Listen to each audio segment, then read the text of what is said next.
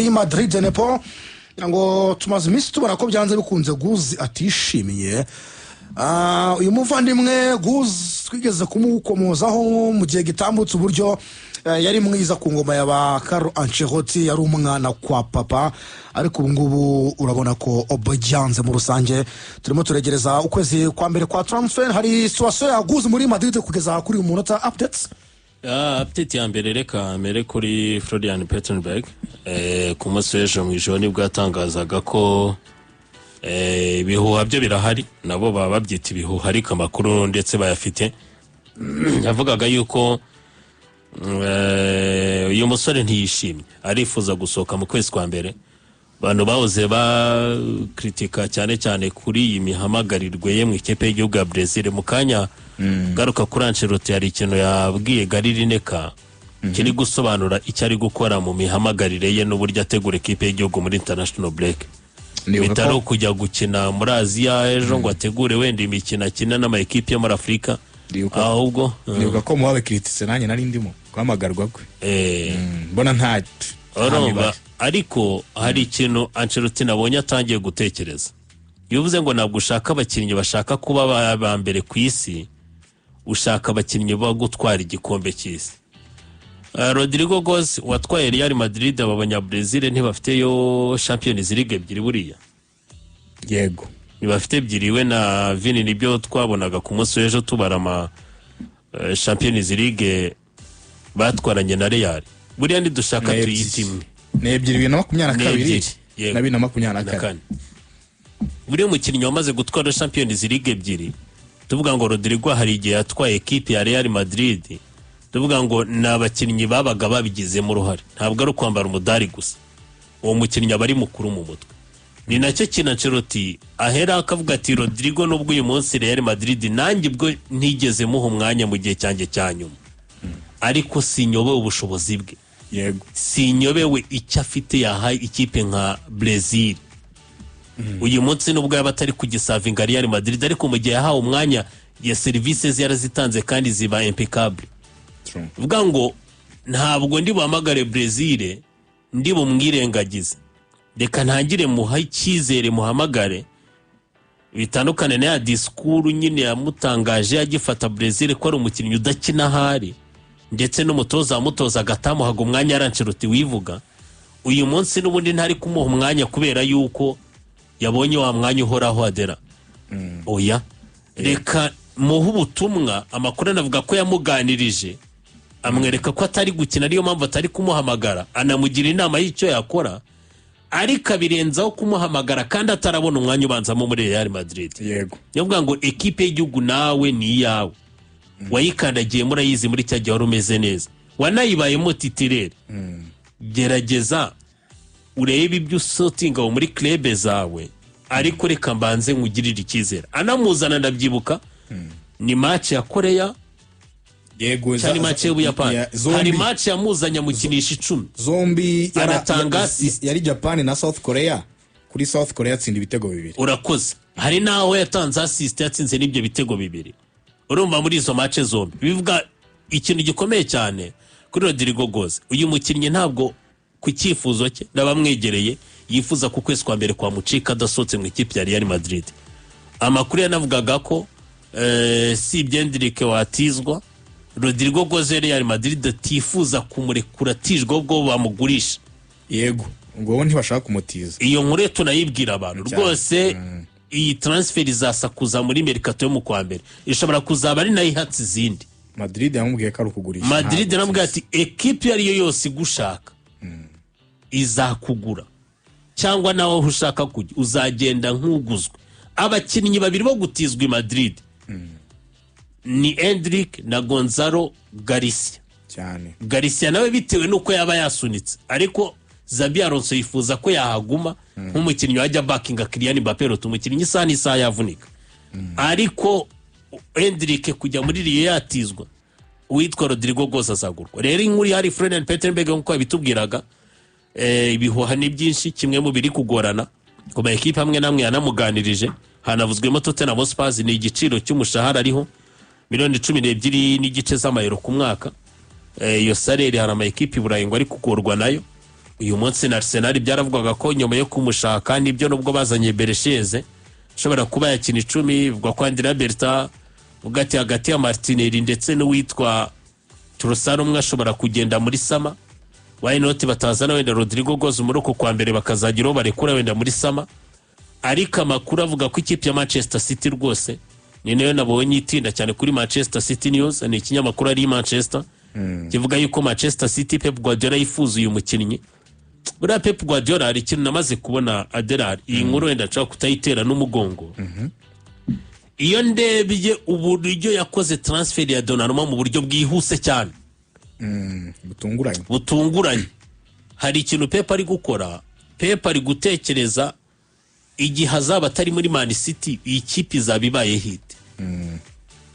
Byarenze kuva muri rwa rwego rw'imikinire ye imuranga, aremera yisanisha n'indi mikinire isanzwe. Yego. Wango ntabwo ndi budomine umukino gusa, ntabwo ndi bukine possession. Nshobora no gukina result. Nshobora no gukina umukino ufunguye. Nshobora gukina je direct byabaye ngo. Nshobora no gukina low block. Nshobora gukina low block yama long pass. Arabikinye kuri Arsenal cyane. Bivuga ngo iyo mikinire itandukanye ndayishakiramo abakinnyi benshi batandukanye kugira ngo umutoza wazaza nyuma yanjye nubwo yongera amasezerano y'imyaka 2 ariko umwe ushobora kurangira akagenda. Twarabibonye abatoza benshi barabikora. Chelsea byari byavuzwe ko azongera amasezerano, Klopp nuko byagenze, yari yarayongereye yari karanga aragenda.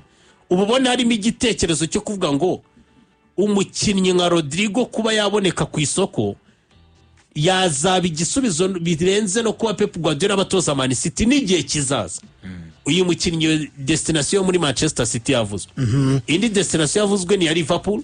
Bura Liverpool nyuma yo kwitahira kwa Diogo Jota ikamucyura, Diaz akagenda, nubwo Mateus Nunez yagiye bakazana mu Alexander Isaac na ba Hugo Ekitike, ariko baravuga bati Cody Gakpo kuba kurura mwanya ataraha yisanga ngo ahakore iby'ikirenga cyangwa si kinyuranyo cya nyuma.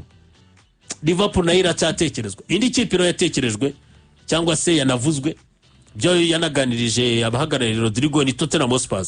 Uramuzi ko Tottenham ejo bundi Ademola Lookman agirana ikibazo na n'umutoza we.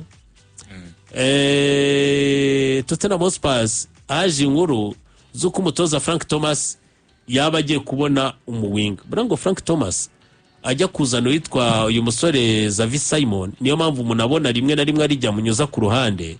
Cyari igitekerezo cy'umukinnyi usatira ari kaca ku ruhande. Arareba asanga Matson yaravunitse, mu byakora abonye umukinnyi uri Polivara wakina iryo cuma ariko yakina no ku ruhande nk'ibi bya Beresheze, yaba ari ibuye rimwe riri bw'ikinyoni ebyiri. Ariko amakuru avuga yuko Tottenham Hotspur kuri Frank Thomas yifuza umukinnyi ukina ku ruhande rw'ibumoso nko mu winga. Rodrigo Goes Tottenham Hotspur iramutekereza ariko ikagongwa n'ikintu cyayo mafaranga miliyoni hafi 85 bivugwa Real Madrid yifuza, yewe no mushahara warenga miliyoni 12 n'igice yembwe Madrid, kuko Rodrigo aravuga ati izo sizo miliyoni naba mpembwa naho nzajya. Rero urebye niyo situation ihari abantu bafata kuri Rodrigo Goes, ariko igihe cyo mu kwezi kwa mbere uyu mukinnyi arasunika ku buryo kububi no bwiza azasohoka ari Rodrigo Goes ndetse n'abamuhagarariye mu by'ukuri amakuru arambwira ko 100% bamaze kumenyesha Real Madrid ko mu kwa mbere bagomba gusohoka muri equipe Maison Blanche Los Blancos. Adelan Paris mu gihugu cy'Ubufaransa, reka twerekezeho gatoya. Nabonaga William Pacho n'ubwo Paris Saint-Germain itigeze ibitangaza mu buryo officiel, ariko amakuru bayakuriye. Pacho yongereye amasezerano. Ya, amahirwe menshi cyane nuko muri uku kwezi gushya, muri uku kwezi plutôt, amahirwe menshi nuko bizatangazwa ko William Pacho uyu musore w'umunya Ecuador yongereye amasezerano mashya amugeza mu 2031. Na amasezerano ahanini bifuza kumuhereza, n'ubundi yarasanganwa amasezerano y'igihe kirekire, ntabwo yari afite amasezerano y'igihe gito. Ndumva ubwo nabiherukaga kureba William Pacho yarafite contract kugera mu 2028 ndumva nanjye ari n'umunani nabonye. So bari yarafite amasezerano kugera mu 2030. Ahubwo bifuje kongeraho undi mwaka umwe.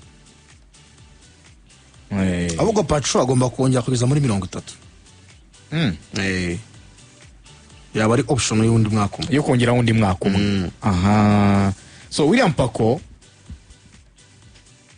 amasezerano bwe yaba ari kugira mu 2031 kugera mu 2030 iyo club bishatse ishyiraho undi mwaka umwe. Nibyo aba ari amahitamo yayo, ariko ni amasezerano ahanini yo kugira ngo bamushimire serivisi abahaye kuva ageze muri ekipe ya Paris Saint-Germain.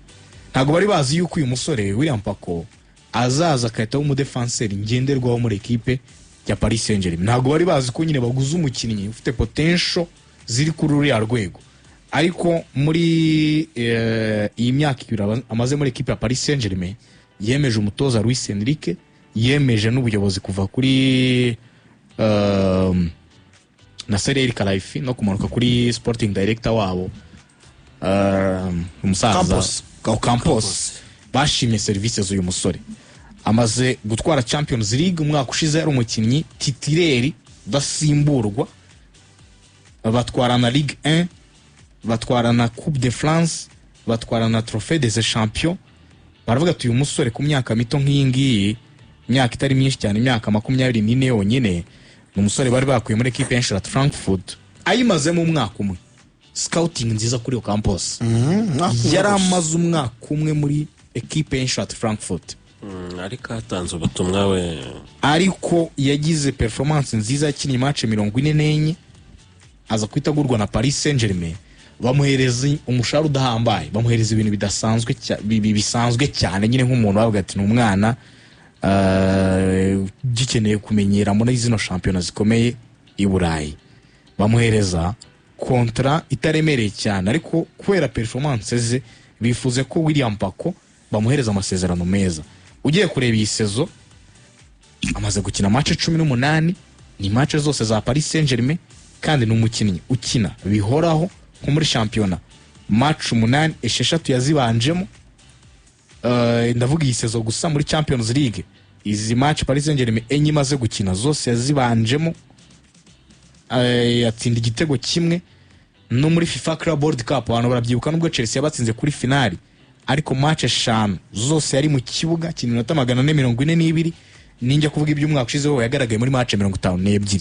Ni hafi match zose za Paris Saint-Germain. Uyu musore muri defense afungana na Marquinhos. So ntekereza ko rero kumuhereza kontra nziza mu buryo bwo kumuriwadinga ibyiza abakoreye kuva ageze muri Paris Saint-Germain muri imyaka ibiri, ni move nziza kuri Campos na Nasser El Khelaifi na Luis Enrique, no kugira ngo uyu musore abe hari yatuje, atekereza ko ari umwe mu bahawe Valeri muri club kuri $40 yari yatanzweho, agasinya imyaka 5 hari mu 2024. Urumva ko n'ubundi yari umusore ufite amasezerano y'igihe kirekire. Hanyuma Nepo kugera ubungubu Ed Robertson na Konate barabura amezi 6 ku masezerano yabo. Tubariyemo kuno kwezi kwa 10 nabwo barabura amezi 7 guhera ku itariki ya mbere bazaba bemere kunegosia n'uwari we wese. Kandi abo bakinnyi kuri ubu ngubu n'abakinnyi babiri bari kubanza mu mutima wa defense y'ikipe ya Liverpool, kandi ubona ko bisa nkaho biri kongera kugarura ikipe ya Liverpool ku murongo no gutsinda imikino itandukanye, wenda nubwo haciyemo gutsindwa n'ikipe ya Manchester City. Liverpool iyi situation yo gutuma abakinnyi bagera mu mezi ya nyuma yaranabaye n'umwaka ushize kuri ba Virgil na Basara. Ubona ntacyo byangiza kubijyanye na groupe ndetse no gushyira hamwe kwa groupe, ndetse ari nabyo bibyara n'uwo musaruro. Mbere yuko Michael Edward agaruka mu nshingano muri Liverpool n'ubwo yagarutse atakiri sporting director, yaje yarabonye inshingano zisumbuyeho imbere, ari umuyobozi mukuru noneho ushobora kubirebera mu ndorerwamo ya rusange. Ariko wabonaga witwa Julian Ward asa nkaho iki kintu yakirangaranye, ariko babikoraho bongerera amasezerano abakinnyi batandukanye, biri mu bintu wenda byanakozwe ndetse abakunzi ba Liverpool bakabyishimira. Nubwo nka Trent yaje kunangira akagenda, ariko abandi byari byakunze. Rero iyo urebye kuri aba basore ba Andrew Robertson ubona ko kuba agejeje iki gihe atarongererwa amasezerano yari umukinnyi babara mu buryo bwo kuzasohoka mu ikipe ya Liverpool. Kurya ntekereza ko iyo Milos Kerkez aza bikahita bikunda, ni umukinnyi utari butekerezwe kongerera amasezerano, ko iyo urebye mbere y'uko baza kurekura Tsimikas bafashe umwanzuro wenda bakabitekerezaho, igitekerezo cyari kugumana witwa Tsimikas bakaza n'usimbura Andrew Robertson, ubundi bagatuza bakagumana ekipe imeze ityo. Ariko Michael Edwards nk'umuntu uzi Liverpool, uzi ekipe makuru icyo akenera, uzi ko Liverpool hari uburyo azagaragaramo impinduka siritu muri defense, cyane cyane kuri aba bakinnyi baba fullback, bahitamo ko Tsimikas umusimbura n'ubundi yaba ari ugurishwa ushaka umwanya wo gukina ubanzamo, Andrew Robertson akaguma, dore ko aramutse ari n'umukinnyi wari bujya asimbura ntacyo byari bimutwaye kandi yari yarabyakiriye. Biza kurangira natweretse ko ari we nyir'umwanya Milos Kerkez agifite byinshi byo gukosora, siritu mu buryo bwe ya defanda yugarira biragoye. Agomba kumenya cyane cyane ikipe ya Liverpool icyo bimusaba n'icyo bisabwa kugira ngo abe mwiza kurushaho. Icyo rero gitumye Andrew Robertson urebye uko ahagaze aka kanya mu buryo bwa performance birakwereka ko ari umukinnyi ugomba kongererwa amasezerano. Wareba kuri Ibrahima Konate nawe murabyibuka n'umukinnyi yagiye yanga kongera amasezerano, birangira havuzwe igenda rye mu ikipe ya Real Madrid, birangira atongereye amasezerano. Ariko nawe iyo urebye ni umukinnyi Liverpool iramutse imugumanye ntacyo byatwara, kuko uribaza ese ubundi kuko Liverpool Ibrahima Konate naramuka agiye akajya Madrid cyangwa se ahandi havugwa na Van Dijk Virgil nta gihe kinini afite cyo kugukinira, iyo defense yo nshya kugira ngo bamenyerane banamenyere Premier League bizagenda bite? Kurumva urashaka kuzana Magehi watekerejwe cyangwa se wenda ushaka no kuzanwa mu kwezi kwa mbere, kuko na kimwe mu byo Liverpool igomba gukora cyane kure umukinnyi ubafasha mu kugarira. Ariko nanone kuba bose basa nk'abagiye kugendera rimwe Ibrahima Konate na Van Dijk Virgil si ikintu cyaba gifasha Liverpool. Rero icyo arubaje cyo kuba byaba bibazonga, urebye bari babikoze cyari kigoye n'aba ba Mohamed Salah n'aba bakinnyi bagiye bongererwa amasezerano, Alisson Becker n'abandi. Kuba aba bakinnyi babiri bari batarongererwa amasezerano byanaterwaga na situation y'ibyavuzwe cyane cyane ku isoko ryabo. Andrew Robertson yagenda, niyo mpamvu batekerezaga uwamusimbura bakagumana Tsimikas. Konate azagenda, niyo mpamvu batekerezaga Magehi ndetse n'uriya mwana bavanye mu gihugu cy'Ubutaliyani, ubundi bakaba we bamureka akarangiza amasezerano akaba yagenda. Ariko iyo urebye situation Liverpool irimo aka kanya ubona bibaye byiza babagumana n'ubwo batekereza nk'umurax undi mukinnyi, ariko n'ubundi Ibrahima Konate nawe akaba yabahari.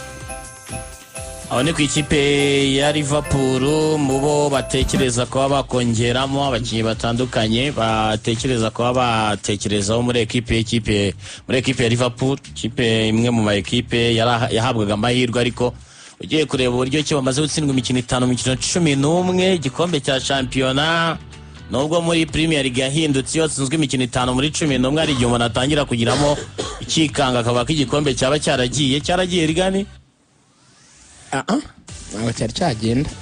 Pep yaravuze ngo nta muntu utwara igikombe cya shampiyona y'Ubwongereza mu kwezi kwa 11 cyokora hari ushobora kukivaho, ariko nabo wagitwaye. Urumva nka Wolves yo ntiyavuga nk'izagitwara kuko yibereye mu byago, iravuga ati se no kuguma mu cyambere nzagumamo. Iyo yo muri 20 zigitekerezayo ntikirimo, ariko ntayivuga ngo narakijyanye, kuko turacyari ku mukino wa 12. Arsenal yagiye kugira matches zikomeye, Man City yagutsinze 3, ariko nayo irastragolinga ntabwo ari yaba stable. So probably rwose navuga yuko haracyari igihe cyo kuba yasubiza ikipe ku murongo, birashoboka, ntabwo cyari cyagenda. Intego za Liverpool zikwiriye guswitchinga gashyira imbaraga cyane nko muri Champions League kuruta shampiyona. Ni kare ntabwo yahindura ikintu kitari cyagera igihe. Ibyo ni ibintu ukora byibura tugeze nko mu kwezi kwa mbere gushira, handi uvuga ngo tugiye mu mikino ya knockout ya Champions League, fazare mu Bwongereza yararangiye, tugeze ku mukino wa 20. Wenda ndi kubona ko hari amakipe abiri yamaze kunsiga amanota wenda 9. Ayo makipe akaba ari uvuga uti kuyapangurura ari abiri birangoye, none imbaraga ukazishyiraho handi. Ariko kandi sofa nta kiratanga ibimenyetso yuko Liverpool yavuye ku gikombe, nta n'uwari waboneka ko yagitwara. Imikino nabivuze iracyari miki cyane bishoboka, turacyane muri 1/3 hafi imikino zakinwa, so nothing nta mpamvu yo guhangayika gutyo. There's nothing to be based on uvuga ngo ngiye ngo noneho ngo guswitchinga ngo ngiye muri Champions League. Ese guswitchinga ubundi ni gute? Ira switchinga se bitume nubwo yatsinze Real Madrid ivuga ngo nzahura n'amakipe nita ko yoroshye gusa cyangwa se reke kubanzamo abakinnyi beza muri Premier League ntabwo yabikora. None se umwaka utaha sita yitwaye Champions League yasohoka ite? So bagomba kubijyana byose ko bafite ekipe nziza. Sinabonye umutoza ari gusaba abakinnyi mu kwamberera. Yego, Bafite squad gatoya. nicyo kibazo ahubwo ndakubaza ubona ari ikwiriye kubaka mu kwa mbere reinforcement. Nishaka umu center back yarashatse Gehi n'undi ni mushake ndamwemera n'undi igoma no kubikora ko Konate n'undi umwaka utari igihe baba batamufite ikintu mu center back tanga challenge kabiri na gatatu nta kibazo muzamu nta kibazo Carson yagarutse it's okay muri mediane mu rekipera hagati nta kibazo kinini cyane nitirura akana kayo Elliot kaze kaje kabona tunato two gusimbura ntacyo bitwaye bagaye iminota karaba kabaye mu kintu ya kabiri biyongereyemo hanyuma itegereze n'abandi ifite bakire bamere neza yagura umu defenseur central umwe ikagura ka Elliot hanyuma yarangiza gukira kw'imune kwa wenda kwa ba Alexander mu gihe baba bari kugenda bamera neza basubira mu bihe ikipe yari igiye yakongera ikaba nziza.